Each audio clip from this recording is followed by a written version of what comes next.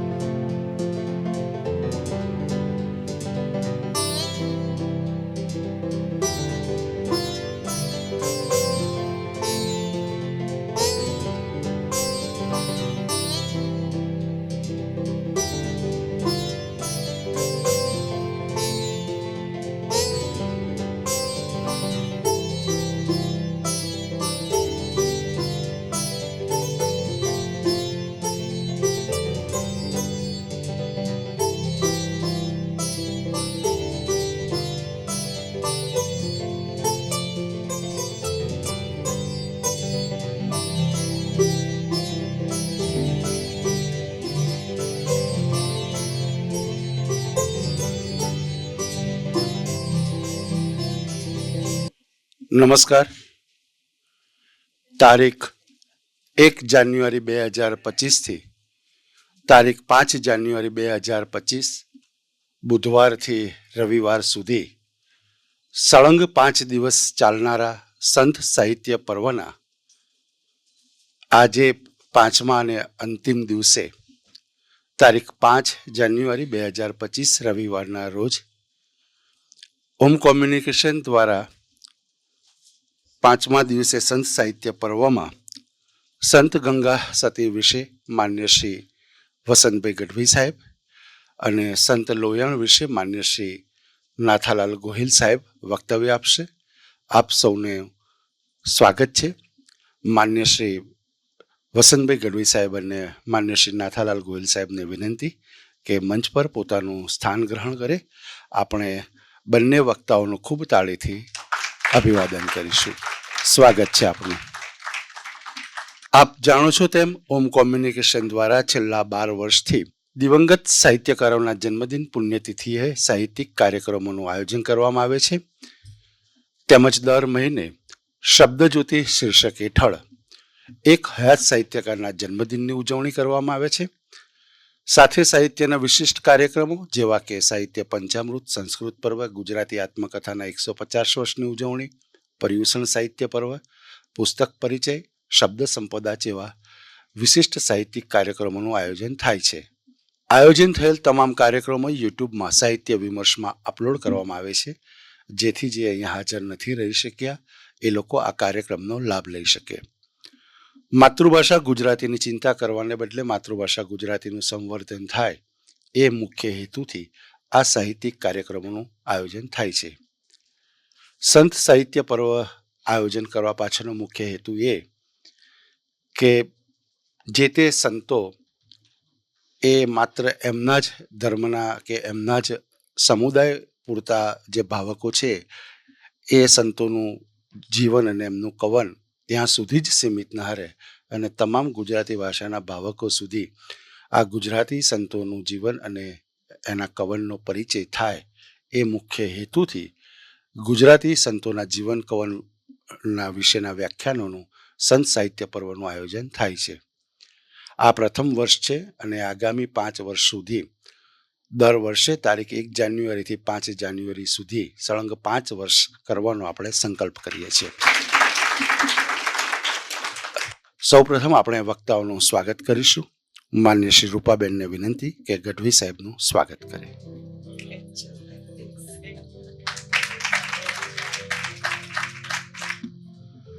માન્ય શ્રી દક્ષાબેન પટેલને વિનંતી કે નાથાલાલ ગોહિલ સાહેબનું સ્વાગત કરે.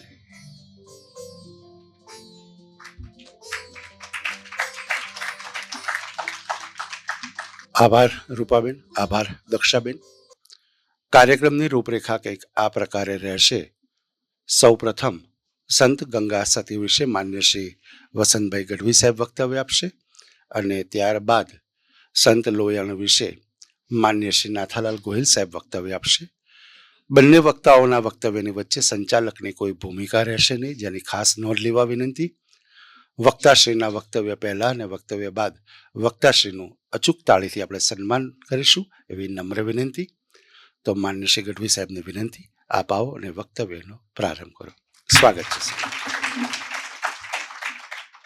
પરમ આદરણીય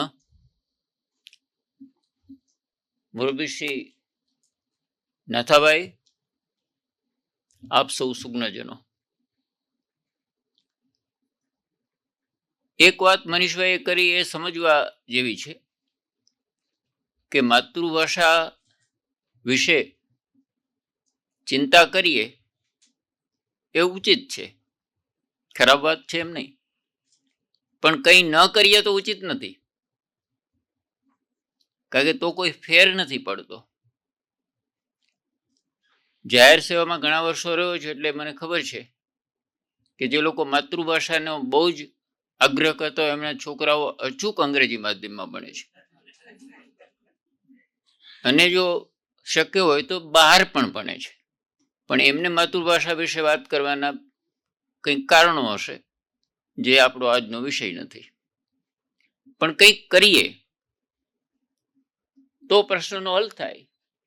કબીર સાહેબે કહ્યું છે કે બાતે તિમિર ન ભાંજહી, આ અંધારું બહુ ખરાબ છે, આ અંધારું બહુ ખરાબ છે, તો અંધારું જતું નથી.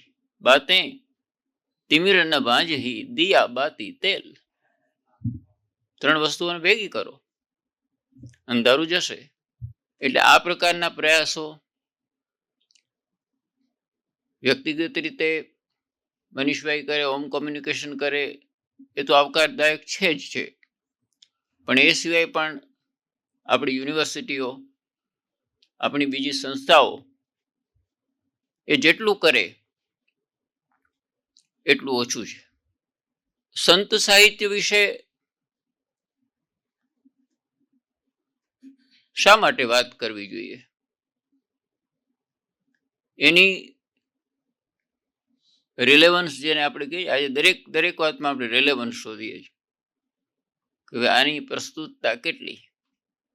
તો 1942માં ઝવેરચંદ મેઘાણીએ એક પ્રવચન આપ્યું જેમાં ચારણી સાહિત્ય, સંત સાહિત્ય વિશે બોલ્યા. એ પ્રવચનનું પછી દસ્તાવેજીકરણ પણ થયું ને પુસ્તક પણ થયું. તો એમણે કહ્યું કે આ સાહિત્ય માટે તમે મને બોલાવ્યો છે એ માત્ર એની પુરાતનતા છે એ જ કારણ નથી. પુરાતનતા તો છે જ, પણ આ સાહિત્યમાં એવા મૂલ્યો છે કે જે કાળ બાહ્ય છે. કોઈ પણ કાળમાં, કોઈ પણ સમયે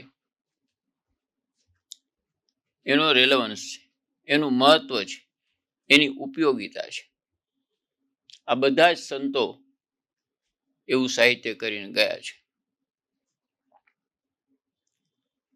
સમાજનું ઘડતર કોણ કરતું હશે? વેક્યુમમાંથી તો નહીં જ થતું હોય.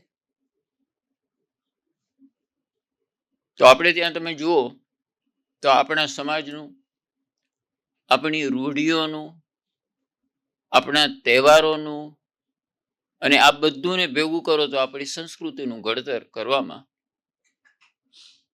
સાધુ, સંતો, ફકીરો અને સંત કવિઓ અને કથાકારો એમનો ફાળો મુખ્ય રહ્યો છે. એમને કારણે સમાજનું વ્યક્તિગત અને સામૂહિક ઉત્થાન તો થયું જ છે, પણ જ્યારે કટોકટીની ક્ષણો હતી, પડકારરૂપ ક્ષણો હતી, ત્યારે એમનું પતન થતું પણ અટક્યું છે. એ આ સાહિત્ય છે.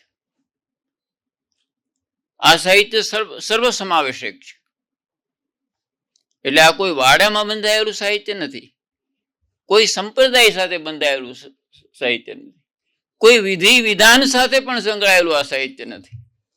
આપણે જેને સૌરાષ્ટ્રના મીરા કહી શકીએ એવા દાસી જીવન લખે છે કે સિદ્ધને કરું હું એકાદશી, પાયાનો પ્રશ્ન ઉભો કરી, અને સિદ્ધ ત્રીજે ટંક ખાઉં, નાથ મારાના નેણલા નિરખી, હું તો પ્રીતના ભોજન પાઉં.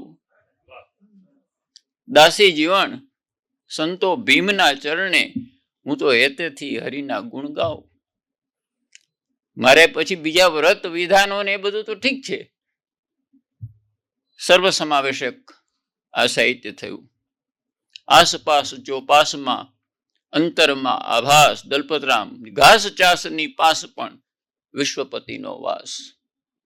ચારે બાજુ નજર નાખો. બહાર કહું તો સદગુરુ લાજે, કબીર સાહેબ. ભીતર કહું તો જૂઠા રે, બહાર ભીતર સકલ નિરંતર, ગુરુ પ્રતાપે દીઠા રે. બહાર હોય કે અંદર હોય. પ્રભો તું આદિ છે, સૂચિ પુરુષ પુરાણ તું જ છે, તું સૃષ્ટિ ધારે છે, સૃજન પ્રલયે નાથ તું જ છે. અમારા ધર્મોનો, ઝૂલના છંદમાં નાનાલાલ, અહર્નિશ ગોપાલ તું જ છે. અપાપી પાપીનું શિવ સદન કલ્યાણ તું જ છે. આ સમાજમાં એક પ્રકારની સર્વસમાવેશકતાનો ભાવ, એ માત્ર એમની વિદ્વતા નહોતી, પણ એમનું જીવન હતું. અમારે દાદા મેકણ કચ્છમાં કહે છે, પીપર મેં પણ પાન, નહીં બાવર મેં બીયો, નીમ મેં એવું નારાયણ, તો પોઈ કંઢે મેં કયો. આ તો બધે આ જ લાગે છે. સર્વત્ર નારાયણ. એ દ્રષ્ટિ આ સંતોએ કરી, એના જીવનથી થકી કરી. સિસ્ટર નિવેદિતાએ નોંધ્યું છે કે વિવેકાનંદ એક સાધુથી બહુ જ પ્રભાવિત થયા હતા. મારા ગુરુ એક સાધુથી બહુ જ પ્રભાવિત થયા હતા. એને કહ્યું કે સાધુનું ચરિત્ર કંઈક આવું હતું કે 1857 નો જે સ્વાતંત્ર્ય સંગ્રામ લડાયો, જેને અંગ્રેજોએ સિપાહીઓના બળવા તરીકે ઓળખાયો, અને એના વિશે જુદા જુદા વર્ઝન થયા. કેટલાક જુદા જુદા વર્ઝનમાં જુદા જુદા વિચારો પણ થયા. એ જે હોય તે, પણ એમાં એક સાધુ લડતો હતો. પણ સાધુ લડતો લડતો એવી સ્થિતિ આવી કે અંગ્રેજ અધિકારીને લાગ્યું કે આ જો માણસ આ જ રીતે લડતો રહેશે તો આપણને બહુ ભારે પડશે, કારણ કે એને ઘણી બધી ક્ષતિ આપણી કરી, કેટલાયને ઢાળી દીધા છે. એટલે એને પાછળ જઈને એવો ઘા માર્યો કે જેમાં એનું માત્ર મૃત્યુ જ થઈ શકે એવો કારમી ઘા. એક ક્ષણે એ પાછળ જુએ છે. મરવાની ક્ષણો બિલકુલ નજીકમાં છે, અને પાછળ જુએ છે. એક શબ્દ બોલે છે, તું એ નારાયણ. વ્યક્તિગત વેર નહોતું. ગાંધીને લોર્ડ ઇરવિન સાથે કોઈ કડવાશ વ્યક્તિગત રીતે નહોતી, પણ આ દેશના શોષણ સામેના પ્રશ્નો ઊભા કરવા માટે એને લોર્ડ ઇરવિનને જે માર્ચ 1930 કાગળ લખ્યો એ બહુ ઐતિહાસિક છે. માટે આ સંતોનું સાહિત્ય, એના વિશે વાત થાય ખૂબ ઉચિત છે. જેટલું એમનું જીવન એ ઇન્ટરેસ્ટિંગ છે, એટલું જ એમનું કવન પણ ઇન્ટરેસ્ટિંગ છે. એમના જીવનનો તમે નજીકથી અભ્યાસ કરો તો અચૂક એવું લાગે કે એમના જીવનમાં નીર ક્ષીરનો વિવેક છે. કબીર સાહેબે કહ્યું હતું કે સાધુ એસા ચાહીએ જૈસા સૂપ સુહાય. સુપડા જેવો હોવો જોઈએ સાધુ. સાર સાર કો ગહી રહે થોથા દે ઉડાય. એ પ્રકારનું જીવન સાધુનું હોવું જોઈએ. આ બધા સંતો એ પ્રકારનું સાધુત્વ ધરાવતા હતા, અને એને કારણે આજે પણ એમના વિશે વાત કરતા, વાત સાંભળતા આપણા મનમાં એક પ્રસન્નતાનો ભાવ થાય છે. ગંગા સતી, ભક્ત કહળ સંઘ અને પાનબાઈ, મને એમ લાગે છે કે સંત કવિયત્રીઓમાં બહુ ઓછા એવા હશે કે જેમની વ્યાપક લોકપ્રિયતા ગંગા સતી જેવી થઈ હશે. મીરા મેવાડમાં થયા, દક્ષિણ ભારતમાં આંડાલ થયા, કાશ્મીરમાં લલ્લેશ્વરી થયા, અને સૌરાષ્ટ્રમાં ગંગા સતી થયા. મેવાડે મીરાને દુભવ્યા, સૌરાષ્ટ્રે ગંગા સતીને પૂજ્યા. આખા વિસ્તારમાં એમનું સન્માન થયું. એમની રહેણી કહેણી અંગે લોકોમાં અહોભાવ રહ્યો. એ હતા ત્યાં સુધી તો સ્વાભાવિક છે, પણ ત્યાર પછી પણ 1986માં સમઢિયાળામાં એક કોઈક ધાર્મિક પ્રસંગ હતો. સમઢિયાળા ગામ એટલે એ ગામ છે ઉમરાળા તાલુકાનું અને ભાવનગર જિલ્લાનું, કે જ્યાં ભક્ત કહળ સંઘનો જન્મ થયો હતો.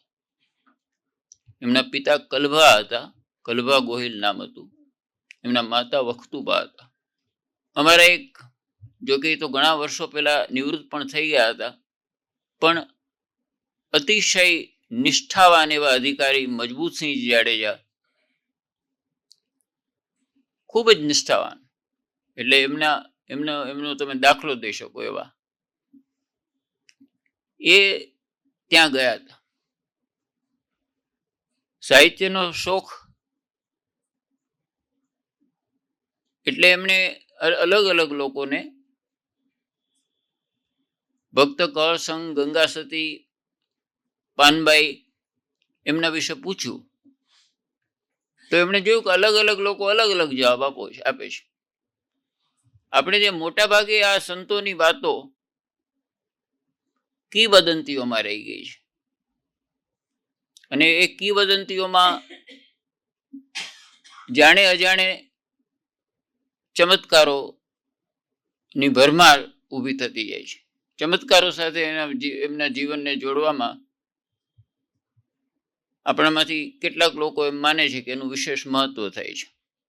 એટલે એ ચમત્કારો પણ એમના નામે કેટલાક થયા હોય, કેટલાકમાં અતિશયોક્તિ હોય, પણ મૂકી દેવામાં આવે છે. પણ એનું મૂળ કારણ એનું પ્રોપર દસ્તાવેજીકરણ નથી. એ છે મજબૂતસિંહજીને થયું કે આનું દસ્તાવેજીકરણ થવું જોઈએ. ખૂબ સારો વિચાર. એક પોલીસ અધિકારી એટલે સંશોધનની એક અલગ દ્રષ્ટિ હોય જ. એટલે એમણે આ કામ શરૂ કર્યું. 5 વર્ષ સુધી એમણે સંશોધન કર્યું. 5 years. એમાં 350 લોકોને વ્યક્તિગત રીતે મળ્યા, અને એ લોકોનું લિસ્ટ છે, એમની યાદી છે કોને કોને મળ્યા. એમની પાસેથી ઝીણામાં ઝીણી વિગતો મેળવી અને એમણે અંકોડા બરાબર કરવાનો પ્રયાસ કર્યો. જુદી જુદી અદાલતોમાં કંઈક ને કંઈક જમીનના કેસો ચાલે જ. આપણે ત્યાં જમીનના કેસો ઓછા થઈ જાય તો અદાલતોમાં કામ ઓછું થઈ જાય. એટલે ત્યાંથી પણ એમને આધાર ઘણા બધા મળ્યા. સરકારી અધિકારી હોવાથી લોકલ સરકારી કચેરીઓ, રેવન્યુ વગેરેની, એમાંથી પણ જે જમીનના વંશવારસના બધા હિસાબ કિતાબ રખાય છે, વિગતો રખાય છે, એ એમને મળી. અને સરવાળે એમણે એક સુંદર પુસ્તક, બહુ મોટું નથી પણ લખ્યું. એમના જીવન વિશે લખ્યું અને એમના કવન વિશે પણ લખ્યું. એ જોઈએ ત્યારે આપણને એમ થાય છે કે આ ભક્ત કહળ સંઘ ને ગંગા સતી એ કોઈ મધ્યયુગ કે પ્રાચીન યુગના હતા જ નહીં. આ તો છેક 19મી સદીમાં, 19મી સદીનો મધ્ય ભાગ, એટલે સહજાનંદ સ્વામી પછીના થોડો વર્ષ અને દલપતરામ પહેલાના થોડા વર્ષ. અને એટલા માટે જ ઉમરાળામાં તમે જુઓ તો ઘણી બધી વસ્તુઓ એમની સચવાઈને રહી છે. પછી તો વચ્ચે પૂજ્ય મોરારી બાપુએ ત્યાં કથા પણ કરી. ઘણા બધા બહારના લોકો પણ પૂછે છે, એવું મને વ્યક્તિગત અનુભવ છે 1-2 વખત, કે લોકો પૂછે કે ત્યાં જવાય કે નહીં, ને રહેવાનું શું હશે, ને ક્યાંથી જવાય ને. તો કેટલા બધા લોકોને ઉત્સુકતા હશે, કારણ કે તીર્થ સ્થાન જેવું થયું છે.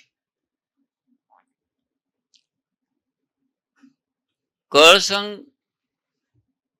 ગંગા સતી અને પાનબાઈ એ એકબીજા સાથે એટલા બધા જોડાયેલા છે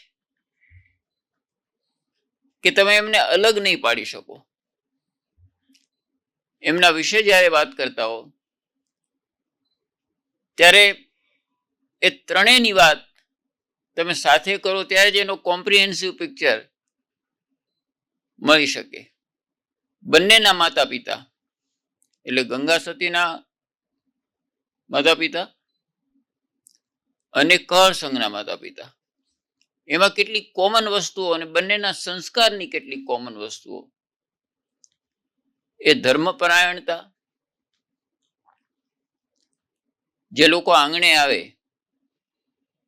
એમનો અતિથિ સત્કાર કરવાની પરંપરા,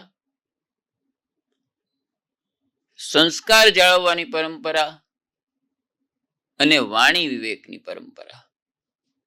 આ ચાર બાબતો એમના જીવનમાંથી સ્પષ્ટ રીતે દ્રષ્ટિગોચર થાય છે. અને આ જ સંતપણું છે.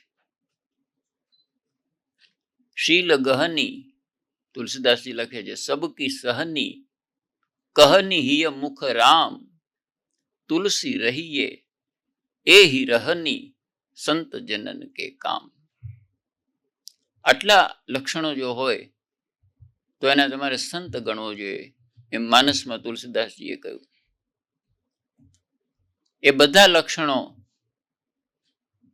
આ ત્રણેય લોકોના જીવનમાં તમે આરપાર જોઈ શકો છો.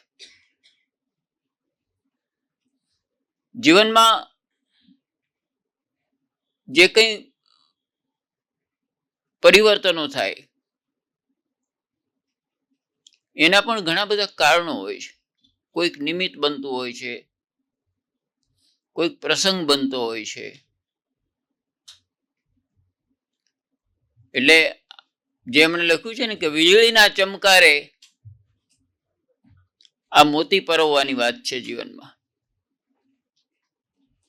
વીજળીના ચમકારે મોતી પરવો એમ એમણે ઘણા ડાપણથી કહ્યું, કંઈક એક ક્ષણિક છે ને,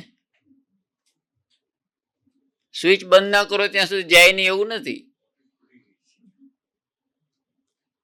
એક ક્ષણિક છે એટલે ગમે ત્યારે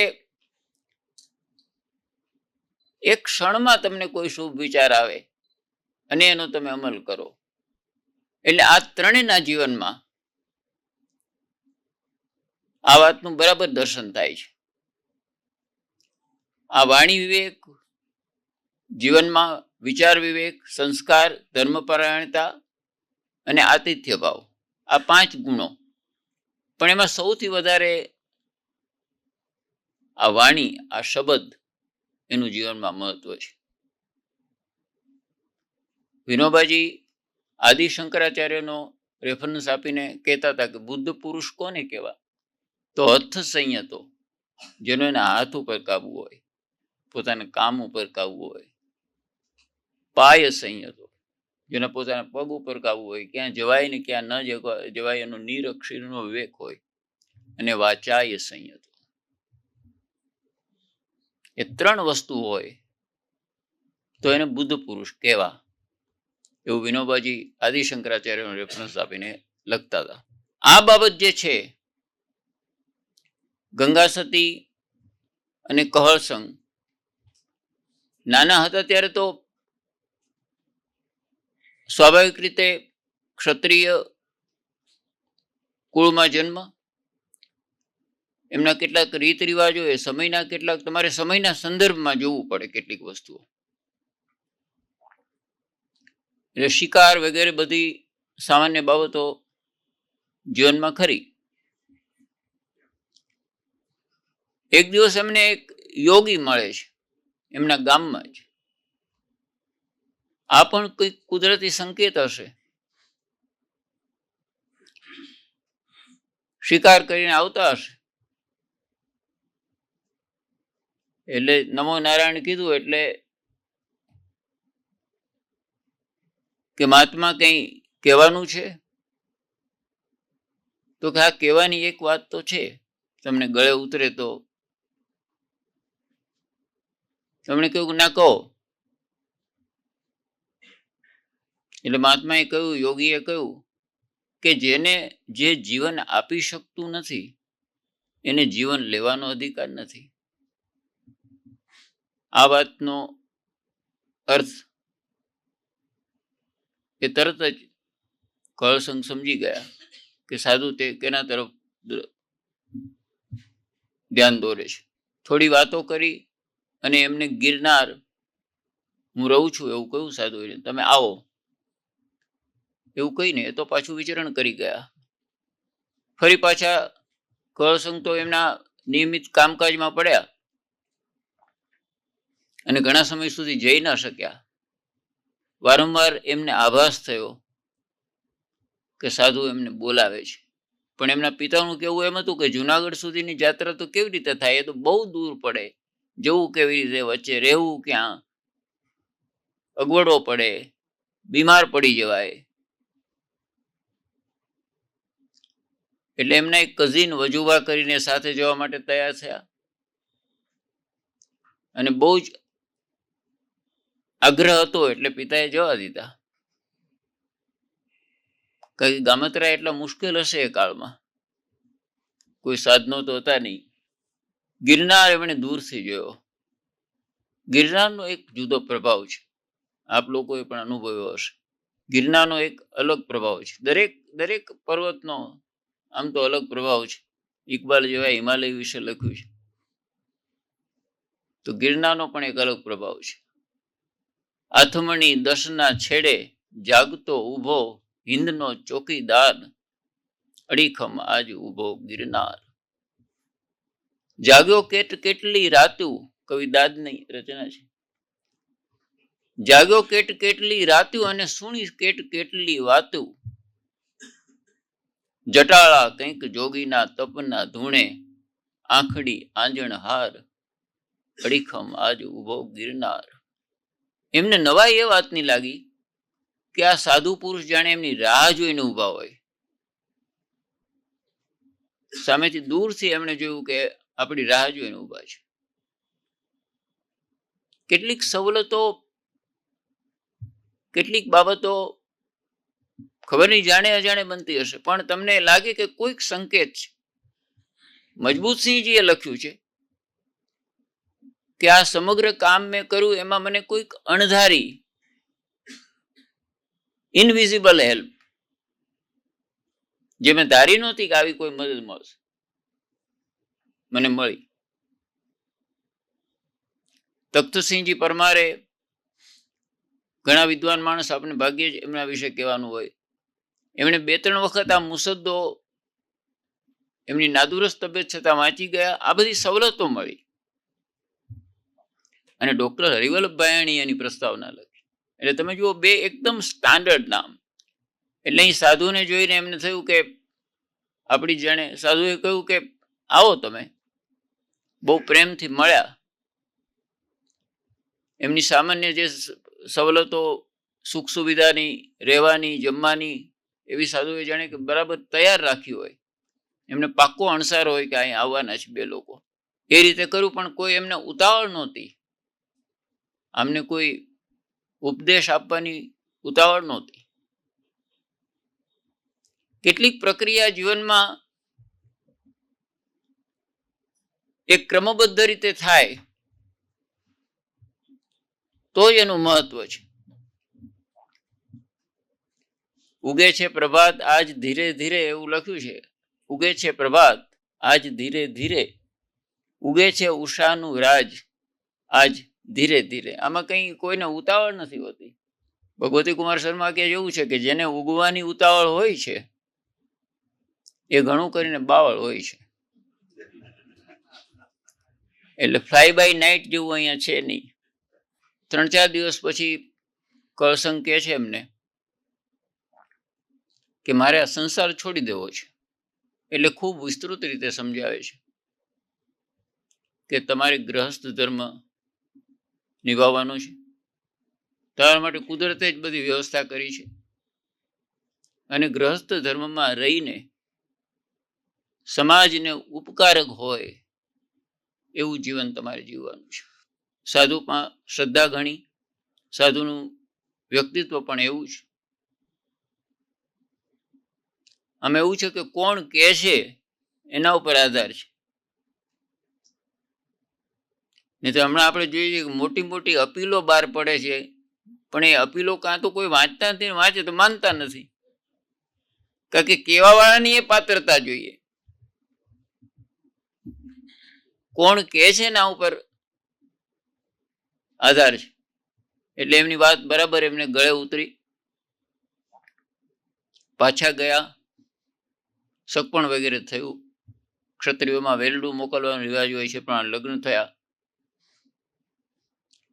આ સમયે ગંગા સતી નું રાજપરા ગામ પાલીતાણા પાસેનું, ત્યાં એમની સાથે એમની સખી, એમની મિત્ર, એમની સહાયક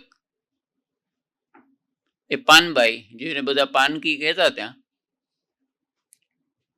એને થયું કે આ સતી તો જતા રહેશે, ગંગાબા તો જતા રહેશે, અને ગંગાબાના ગયા પછી હું એકલી પડી જઈશ.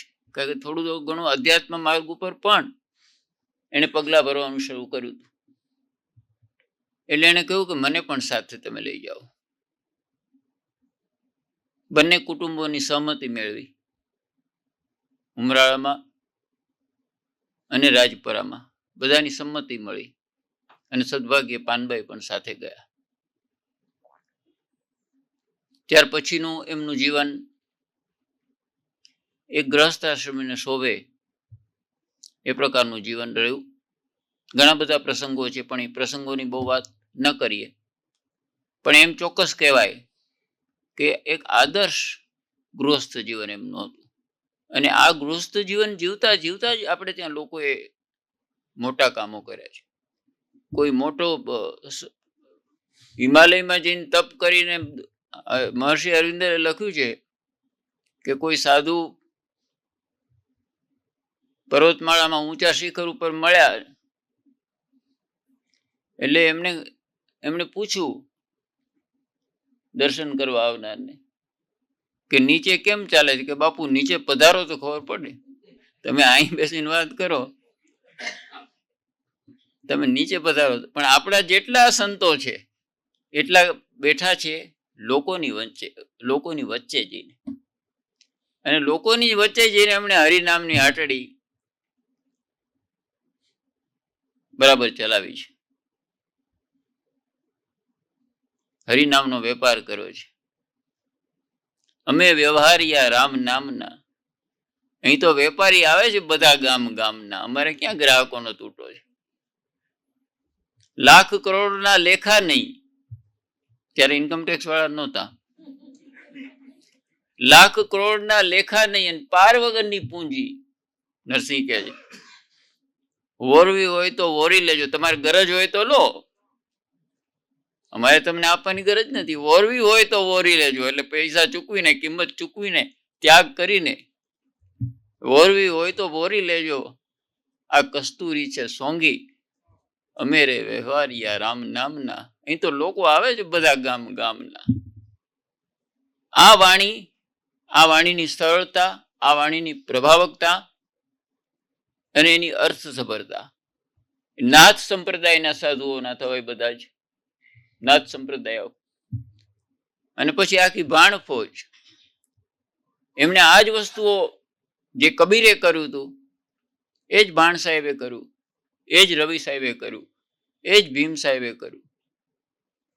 સરળતાથી મનરૂપી મૃગલાને મારો. મામદ કે છે મનરૂપી મૃગલાને મારો. હવે કેટલી સરળ વાત. ચારે બાજુ નું જોવાનું બંધ કરી. ભગવદ્ ગીતાએ પણ એ જ કહ્યું કે તમારું બંધનને કારણનું એકમાત્ર કારણ, બંધન અને મોક્ષનું એકમાત્ર કારણ એ મન છે. આ વાતને લોકો સુધી કેવી સરળતાથી પહોંચાડી. સ્વામી આનંદ લખે છે કે જો આ ન હોત, આ સંતો અને આ કવિઓ અને સંત કવિયત્રો અને સાધુઓ અને કથાકારો, તો શાસ્ત્રોમાં પડેલી વાતો લોકો સુધી પહોંચત જ કેવી રીતે? કેવડિયામાં ગમે તેટલું પાણી હોય, પણ કેનાલ વર્ગ જો કચ્છ સુધીનું ના હોય તો કેવી રીતે પહોંચે? આપણે કઈ કેવડિયામાં બહુ પાણી, બરાબર, પણ રાપર તાલુકાના ગામડામાં પાણી નથી.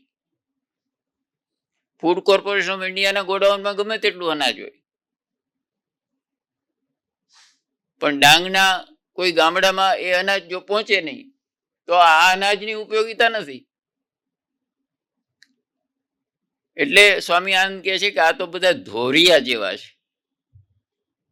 આપણા કવિઓ ને આ સાહિત્યકારો ને સાધુજનો કે જેમણે ત્યાં સુધી આ પ્રવાહને લઈ ગયા. અહીંયા આવ્યા પછી ધીમે ધીમે ચમત્કારોની વાતો, ચમત્કાર એટલે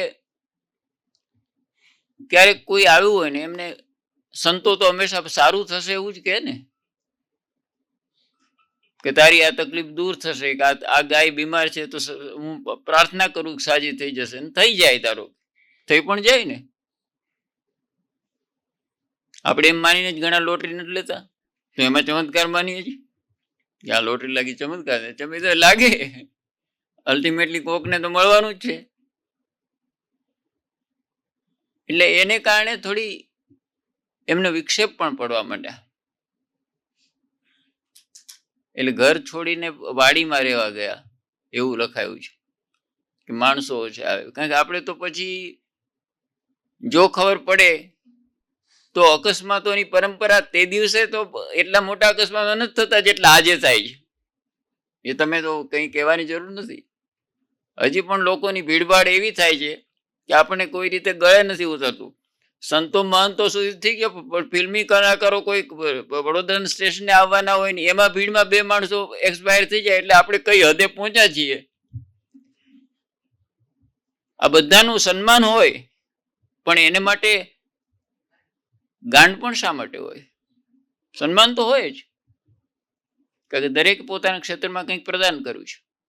ભક્તરાજ પાછા આવતા હતા ઘરે, કોઈ ગાય બીમાર હતી, ચોરામાંથી કોઈ કટાક્ષ કર્યો કે આ ભગતરાજ આવે છે ને ઊભી કરી દેશે.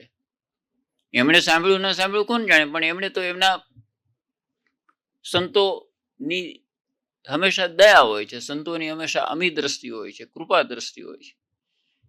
એમણે પ્રાર્થના કરી, આશીર્વાદ દીધા, પેલાને સાંત્વના આપીને અમારી ગાય સાજી થઈ ગઈ. હવે જુઓ, હવે એક વળાંક લે છે આખો જીવનનો. એમને ગંગા સતી કહે છે કે તમે ઘણી વખત કૃપા કરી અને કંઈક આશીર્વાદ આપો અને કામ થઈ જાય, ઈશ્વર લાજ રાખતો હશે અને કામ થઈ જતું હશે, પણ એમાં ત્યાં સુધી વાંધો નથી. એ કરવા જેવું તો નથી, પણ ત્યાં સુધી વાંધો નથી. આ વખતે કોઈ કટાક્ષ કર્યો અને તમે કામ કર્યું,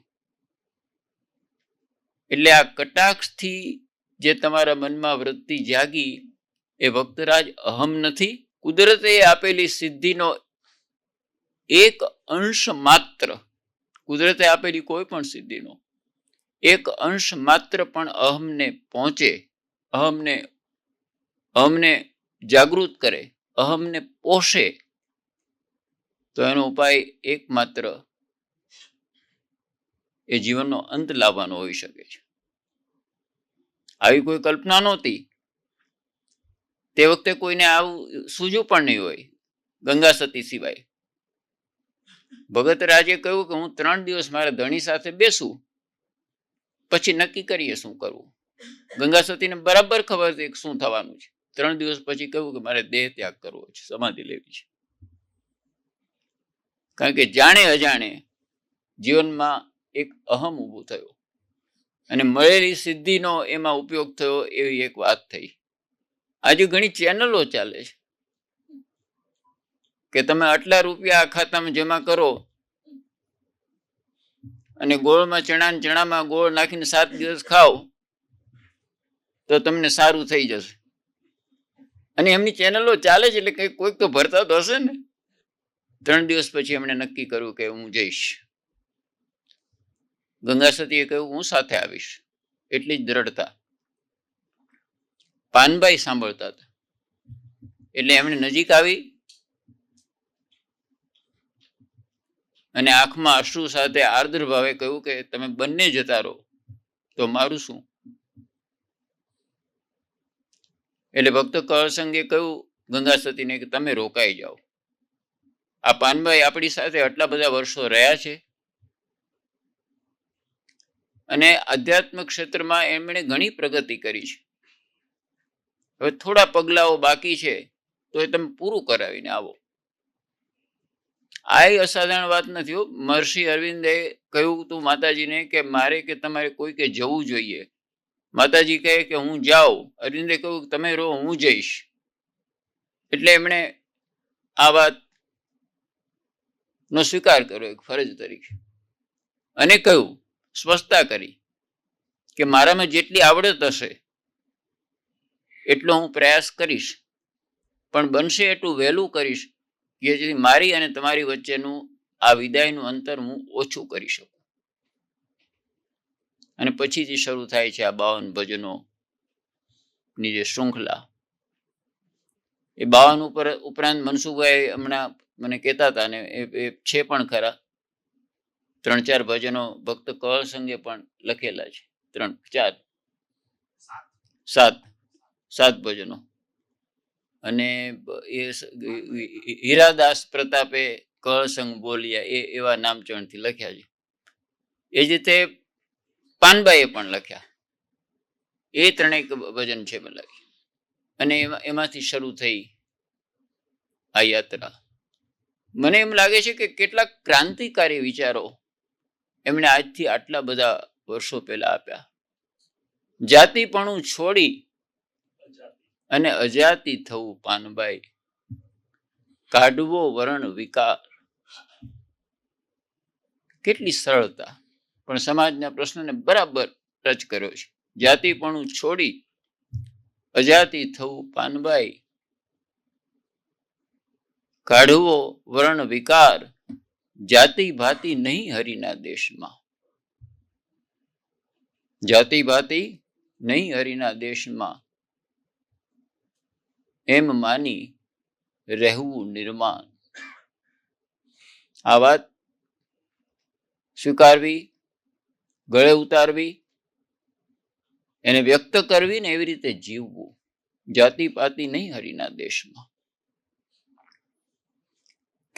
કેવા મૂળભૂત પ્રશ્નને એમણે ટચ કર્યો છે. કેટલાય એકલવ્યો આપણે ત્યાં દુભાયા હશે. કર્ણકુંતીનો સંવાદ લખ્યો છે ઉમાશંકરભાઈની શ્રેષ્ઠ રચનાઓમાં એક એ રચના ગણી શકો તમે. એ આ જ વિષયને લઈને લખાયું છે. કર્ણ અને કૃષ્ણના સંવાદમાં કૃષ્ણ ભગવાન જ્યાં એમણે જ્યાં વાટાઘાટો કરી છે ત્યાં એ એમનો અપર એન્ડ રહ્યો છે. આ વાટાઘાટો વાંચ્યા પછી તમને કર્ણનો અપર એન્ડ લાગે. હું પૂછું આ પાંડવો યુદ્ધ સજ્જ ઉભા, કહો તે કેમ બોલશો તમે. પૂછે છે કૃષ્ણને કે આ પાંડવો કેમ લડાઈ કરવા. જે ન્યાયનો તે અધિકાર માંગવા, એ ન્યાયનું કારણ જન્મ સિદ્ધ. તો કૃષ્ણ હું એ મથું છું મુજ જન્મ સિદ્ધ હક પામવા, કે હીન જન્મે નવહીન માનવ, હીન કર્મે કરી હીન માનવ. સૃષ્ટિમાં જે જન્મહીણા જીવે, અદ્ભુત લખ્યું છે, અને ભાવિ વિશે જીવશે, એ સર્વના કલંક કેરું, કલંક ધોવા મથું છું હું સ્વરક્તથી. મારે હૈયે છે હિત સમષ્ટિનું. સ્વયંવરે સુંદરી ના ન જોવાય જન્મ. તમે તો હતા જ ને ત્યાં, તમે જ ઊભું કર્યું હતું. દ્રૌપદીનો સ્વયંવરને રેફરન્સ આપે છે. સ્વયંવરને સુંદરી ના ન જોવાય જન્મ, પરંતુ પૌરુષ એ સ્થાપવા મથું છું અને મરીશ. હું એ સમષ્ટિના સત્યનું રશ્મિ. તો આ વાત જે રીતે અહીંયા ગંગા સતીએ મૂકી છે, શીલવંત સાધુને વારે વારે નમીએ પાનબાઈ, જેના બદલે નહીં વર્તમાન રે. જેમનામાં સાધુતા સંપૂર્ણપણે ભરી હોય, શીલવંત સાધુને વારે વારે નમીએ પાનબાઈ, જેના બદલે નહીં વર્તમાન રે. પૃથ્વી રસાતાળ નથી ગઈ એટલે એવા સાધુઓ હશે, પણ આમ દેખાતા નથી. હું સુરત જિલ્લામાં એકવાર કામ કરતો હતો, તો બહારથી આવ્યો તો હજીરા સાઈડેથી ઇફકો અને ક્રિપકો અને બધાના ભવ્ય ગેસ્ટ હાઉસીસ છે. એમાં એક ગેસ્ટ હાઉસની સામે ખાસા પોલીસના નહીં પણ કોઈની આર્મી હોય, પર્સનલ આર્મી, એવા કેટલાક લોકો ઊભા હતા. એ મને થયું કે આ મને તો ખબર નથી, કોઈ વીઆઈપી વિઝિટ તો થાય નહીં, એટલીસ્ટ કલેક્ટરને જાણતો હોય. એટલે મેં પોલીસ ઇન્સ્પેક્ટર ઊભા હતા, એને પૂછ્યું કે આ આટલું બધું માણસો કેમ ભેગા ત્યાં અહીંયા? કે સાહેબ એમને ધર્મગુરુ આવ્યા છે.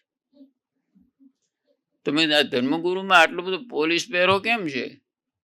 તો કે એમને જીવની સામે જોખમ છે. ત્યાં 2-3 એમના ભક્તો મળ્યા, એને કહ્યું કે સાહેબ આપ દર્શનનો લાભ લો ને. પણ હવે અમે શીખી ગયેલા વહીવટ મારીને મેં એમને કહ્યું કે આજે હું બહારથી આવું છું, હું કાલે પવિત્ર થઈ અને નાહી ધોઈને આવીને લાભ લઈશ, એમ કહીને હું તો ત્યાંથી તો એટલી ચટકી ગયો. પણ બીજા વર્ષે એ ભક્તો જયારે મળ્યા, એ બધા સારા લોકો, મેં એને કહ્યું આ વખતે મહારાજ નથી આવવાના? તો સાહેબ આ વખતે નક્કી નથી. મેં નક્કી કેમ નથી? એ તો ચાર્ટર ફ્લાઇટ કરીને આવે છે. તો ના ના, પણ સાહેબ જામીન મળે ત્યારે આવે ને. શીલવંત સાધુને વારે વારે નમીએ પાનબાઈ, જેના બદલે નહીં વર્તમાન રે. ચિત્તની વૃત્તિ જેની સદાય નિર્મળી, અને જેને મહારાજ થયા મહેરબાન. એને બીજા કોઈની મહેરબાનીની જરૂર નથી. ચિત્તની વૃત્તિ જેની સદાય નિર્મળી, અને જેને મહારાજ થયા મહેરબાન રે. ભાઈ રે સંગતું કરો તો તમે એવાની કરજો. આપણને બધાએ સાંભળવા જેવું છે આ વાત. ભાઈ રે સંગતું કરો તો તમે એવાની કરજો, તો ઉતરશો ભવ પાર. ગંગા સતી એમ બોલિયા કે જેમને વચનોની સાથે વ્યવહાર.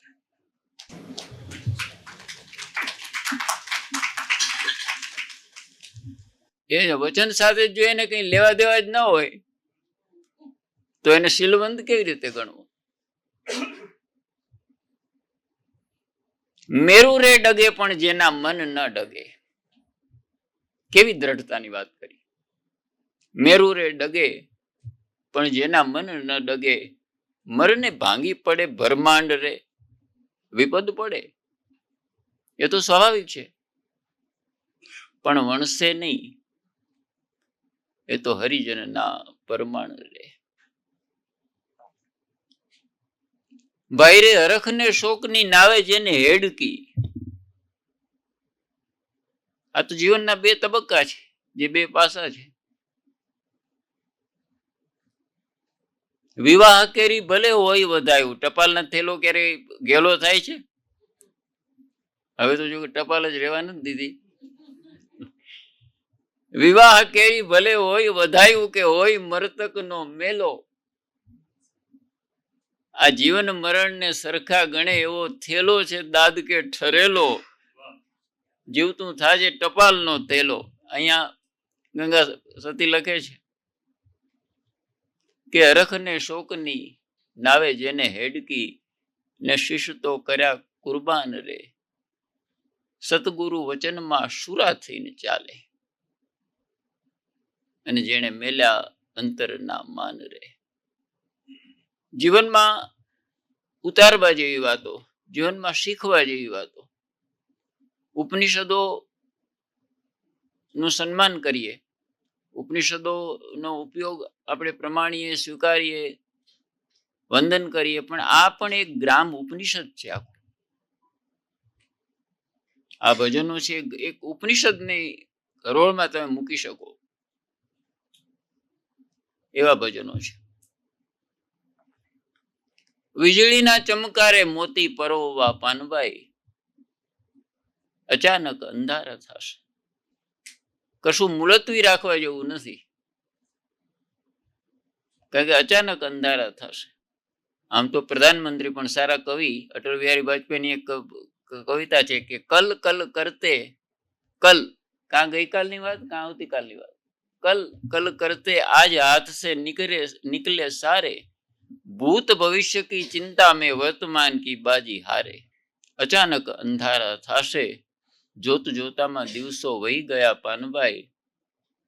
21,600 ને કાળ ખાશે. તમારો જે 50-60 વર્ષનું આયુષ ગણો, એની પળો ગણો, ક્ષણો ગણો, તો પછી રહેશે નહીં. આ વાત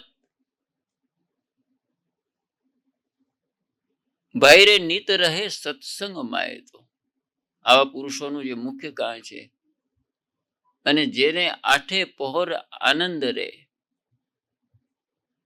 આ પ્રકારના લોકો એ જ વીજળીના ચમકારે નિર્ણયો કરી શકે. અનટુ ધીસ લાસ્ટ વાંચ્યા પછી ગાંધીને વકીલાત છોડવામાં કંઈ જ વાર ન લાગી. ભલે ભારતમાં વકીલાત નહોતી ચાલી, પણ આફ્રિકામાં બહુ સારી ચાલી હતી અને સારું કમાતા હતા, ઘણા માણસો રાખતા હતા.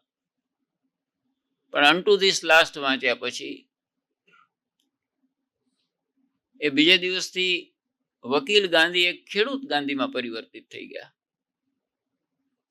વીજળીના ચમકારે મોતી પરોવવા પાનભાઈ, અચાનક અંધારા થાશે, જોત જોતામાં દિવસો વહી ગયા પાનભાઈ. 21,600 ને કાળ ખાશે. ભાઈરે જાણ્યા જેવી આ વાત છે અજાણી. ગંગા સતી કહે છે કે આ બધા માટે એકદમ જાણીતી વાત છે, પણ છતાં અજાણી છે. એ કહે છે કે અધૂરિયાને ન કહેવાય. આ વાતો માનતી વખતે પેલા જોવું પડે કે સામાવાળાની પાત્રતા શું છે. ગમે ત્યાં ન કહેવાય. ભાઈ રે જાણ્યા જેવી આ વાત છે પાનભાઈ, અધૂરિયાને ન કહેવાય. આ ગુપ્ત રસનો ખેલ છે અટપટો. તમારે સમજવા માટે પ્રયાસ કરવો પડે. આંટી મેલો તો પૂરણ સમજાય. બહુ સીધી વાત. કવિ કાગનું ભજન છે કે વંટોળિયા તું મેલ આંટી તો પવન આપો આપ. આ તેને વંટોળીઓ કહીએ છીએ, લઈએ છીએ પગલાઓ, એટલા માટે કે આંટી છે એટલે આંટી મેલો તો સમજાય. સામાન્ય રીતે એક ભજન એમણે દરરોજ 52 દિવસ સુધી સળંગ. એક ક્રમ જુઓ તો કેટલાક વિદ્વાનોના મતે જે રીતે ભક્તિનો, શ્રદ્ધાનો, ઉપાસનાનો માર્ગ છે, એમાંથી 1 by 1 સ્ટેપથી ઉપર જતા હોઈએ એવી રીતે ગોઠવીને કરેલા ભજનો છે. પછી છેલ્લે કહે છે કે માણવો હોય તો માણી લેજો પાનભાઈ, આવી ગયો છે પિયાલો, હવે રહેણી પાળવા હેતેથી હાલો. કહેણીનું મહત્વ જ નથી ક્યાંય, અથવા તો નહિવત છે, પણ રહેણીનું મહત્વ છે. My life is my message. મારું જીવન એ જ મારો સંદેશ. રહેણી હું કેવી રીતે રહું છું. ગાંધી આજ આ સંત પરંપરામાં જ બોલતા હોય એવું લાગે. ભાઈ રે રહેણી પાળેથી મરજીવા બની જવાયજી, માટે રહેણી પાળવા હેતેથી હાલો. પાનભાઈ એ છેલ્લા ભજનમાં રહેણીનું બહુ મૂલ્ય એ કરે છે. અને પછી સૌની રજા લઈને, સૌનો આગ્રહ હોવા છતાં એ પણ મહાસમાધિમાં પ્રયાણ કરે છે. પોષ મહિનો ઘણું કરીને ચાલે છે અત્યારે. હજી પૂનમ આવવાની બાકી છે. તો આ પોષ સુદ પૂનમના દિવસે એવું લખાયું છે કે એમણે ભક્ત કહળ સંગે સમાધિ લીધી. પછીના 55 દિવસ પછી ગંગા સતીએ સમાધિ લીધી. પછી 3 ભજનો પાનબાઈએ કયા, અને પછી પાનબાઈએ પણ સમાધિ લીધી.